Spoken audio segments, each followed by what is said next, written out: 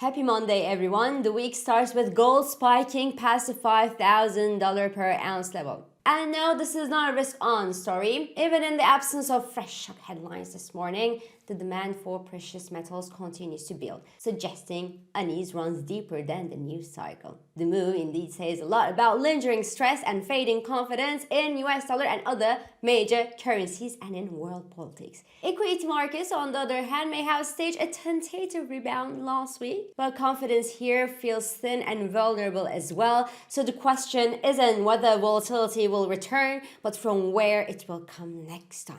Happily, well, this week's agenda is full of corporate earnings and central bank decisions, so let's see if they could divert markets' attention, at least for a little moment, to something else, and of course, for how long. So welcome to Swissquote's Daily Market Talk. It's Monday, January 26th. I'm İpek Özkardeşkaya, and everything I will say in this video is based on my own opinion and analysis, and this is not financial advice.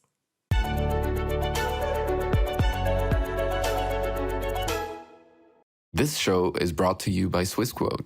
Alright, so last week was marked by the escalation of geopolitical and trade tensions between the United States and the European Union, then de-escalation. Emmanuel Macron's sunglasses that clearly made the headlines at the World Economic Forum last week in Davos, and also stress over the out-of-control Japanese debt that's reflected in a harsh sell-off in the Japanese government bonds that sends some long maturity JGB yields to multi-decade high levels, or even in some cases to record high levels. The latter obviously weighted on the Japanese yen as well. So that's the quick summary of last week. But all's well that ends well, or almost. Last week ended on a better mood than it started. The US and European equities rebounded after the de-escalation between the EU and US tensions, though the rebound has been very little and very fragile as well, as no one knows what's the next bomb, right? And where will it explode? The only certainty is that the world order is changing and the trust is gone, and it will take time to be restored again, and investors are acting accordingly. The rush toward precious metals continues. Gold finally spiked past the $5,000 per ounce mark this Monday morning in Asia, as a clear sign that no, appetite is not back. Silver, that already punched $100 offers to the floor last Friday, continues journey above this level. US and European futures are down this morning, while the FTSE futures outperform.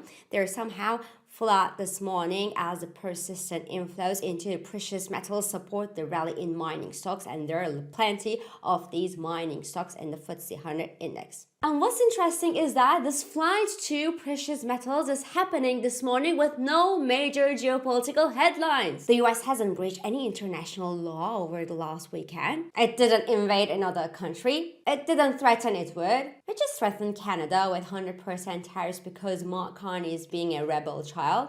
We love you, Connie. But there's nothing major in the news on the headlines that will explain a global flight to safe havens at the speed. And Bloomberg's first page is all about the US internal disaster. But, oh well, what you can do about it, right? The appetite for precious metals is there, and it is hinting that the current stress level in global financial markets will likely extend.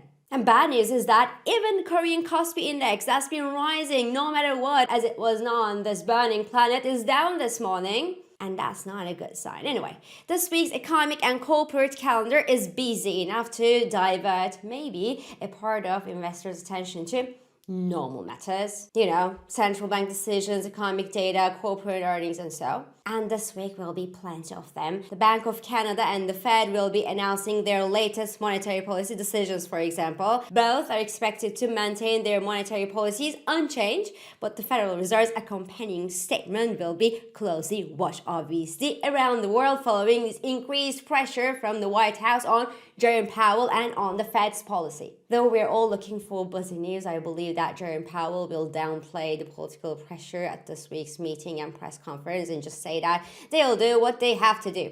Just look at data and decide. For now, the strong economic growth in the US, above target inflation, and the weakening but not collapsing jobs data suggest that they will just wait. Activity on Fed funds futures priced the next Fed cut by June, the earliest, with a bit more than 60% chance. Well, Until then, you can still be happy that the Federal Reserve's balance sheet is actually expanding, if nothing to counter the potential liquidity drain that could be caused by rising Japanese yields and the Japanese capital repatriation back to Japan to benefit from these rising yields. Speaking of that, the cooling pressure on the JGB since Friday couldn't cool the selling pressure on the Japanese yen that was trading above the 159 level last Friday, but the intervention chatter did the trick. We indeed saw a very sharp sell-off in the yen on Friday, and we continue to see it this morning again on expectation that, there you go, it's happening. The Japanese authorities will be intervening in the market with the help of Americans this time. It's so funny because America doesn't like currency manipulators, but go figure. Anyway, the story is that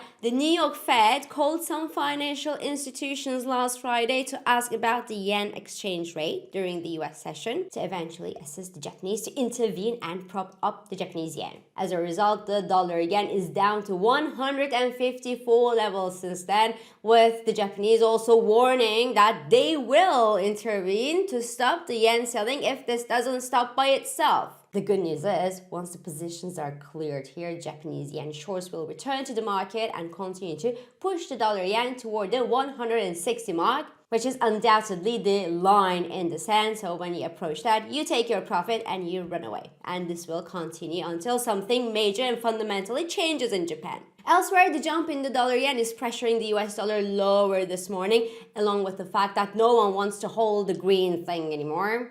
The euro dollar flirted with the 119 level this morning, while cable is trading past the 1.36 level, the highest levels seen since last September. So it's needless to say that it's all about the US dollar's weakness. Everything we see is about selling the US dollar. Now the good news is that the softer US dollar will have a positive impact on the US indices, US equities, because one, well, it will make the US companies cheaper for international investors. And two, it will also boost the US companies' international revenues when they will be converted back to the US dollars for reporting.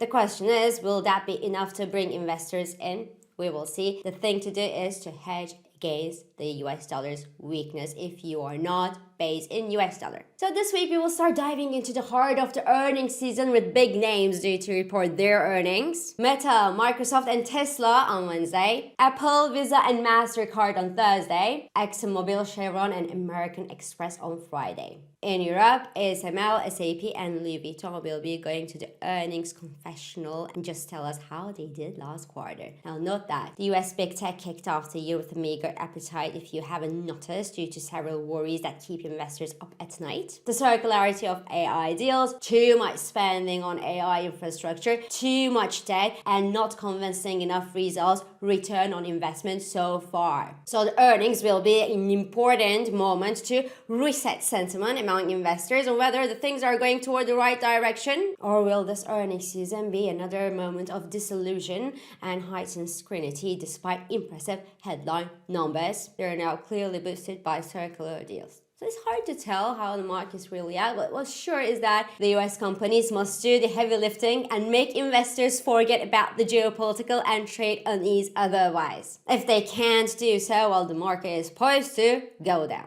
How much down? Well, generally speaking, when we're at all-time high levels, we tend to see price pullbacks of around 10 to 20%. The severity depending on unpredictable factors, of course, and there are plenty of them in the headlines these days. But then, the past year's clear pattern is rapid dip buying and a V-shaped market correction. So, let it fall, let it fall, let it fall, and look for opportunities if that's the case. But this is all for this Monday. I'm İpek Özkardeşkaya, and thank you for joining me, and thank you for all your beautiful and supportive comments. I hope this episode of Market Talk has been helpful and it has been insightful to you. So please do not hesitate to leave your comments, your reactions and your questions below as usual. Follow us on Instagram, on X, on LinkedIn, but also on WhatsApp, Threads, Telegram and Blue Sky for regular market updates. Subscribe to our YouTube channel for daily market comments, and please don't forget to hit the like button on these videos to let us know that you enjoy them. So I will meet you again tomorrow, and until then, Good day trading. Trading and investing carry risks, including capital loss. CFDs in digital assets are volatile and not suitable for everyone. Swissquote assumes no responsibility for accuracy or losses from its use. Products and services are offered only where legally permitted.